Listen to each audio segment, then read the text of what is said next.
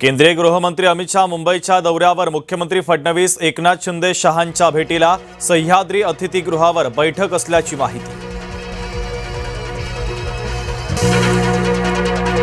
नवी मुंबईमध्ये एकनाथ शिंदेंना धक्का, शिवसेनेच्या 5 नगरसेवकांचा राजीनामा, वेस्ट टू एनर्जी प्रकल्पाला विरोध असूनही राबवला जात असल्याने नाराजी। सिद्धिविनायक कथित देणगी घोटाळ्याच्या चौकशीचे आदेश, गेल्या 5 वर्षातील देणगी संकलनाच्या तपासणीचे मुख्यमंत्र्यांचे आदेश, अधिकाऱ्यांना तातडीने अहवाल सादर करण्याच्याही सूचना। ढोल वाजवणे हे संजय राऊत यांचं काम, रामदास कदम यांचा संजय राऊतांना टोला, माझ्यापेक्षा ठाकरे कुठे जाणार, ते पहा कदमांची टीका।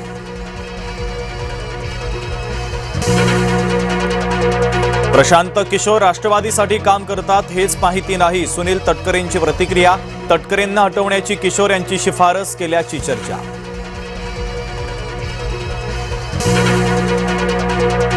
रत्नागिरी फगर वठारचा रस्ता पुन्हा खचला, पालकमंत्री उदय सामंत यांच्याकडून रस्त्याची पाहणी, आवश्यक त्या उपाययोजना करण्याचे तातडीचे निर्देश। मनमाडचे नगरसेवक मजीद शेख 6 वर्षासाठी अपात्र, जात प्रमाणपत्र अवैध ठरल्याने जिल्हाधिकाऱ्यांचा आदेश।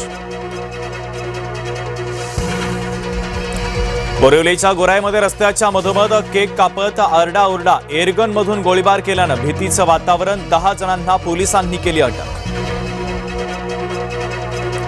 मराठा समाजाला देखील उपवर्गीकरणाच्या द्वारे आरक्षण दिलं जाऊ शकतं, राज्य सरकारचा हायकोर्टात युक्तिवाद, 10% मराठा आरक्षणावर सुनावणी।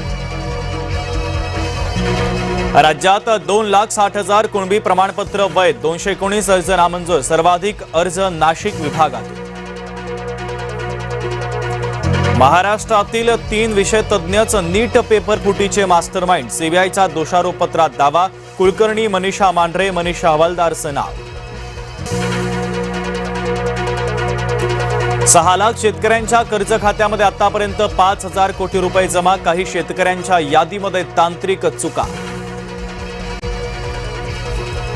कर्जमाफीसाठी मंत्री खासदार आमदारांची खाती, 2,000 पेक्षा जास्त जण अपात्र, कर्मचाऱ्यांसह 21 लाखापेक्षा जास्त जण अपात्र।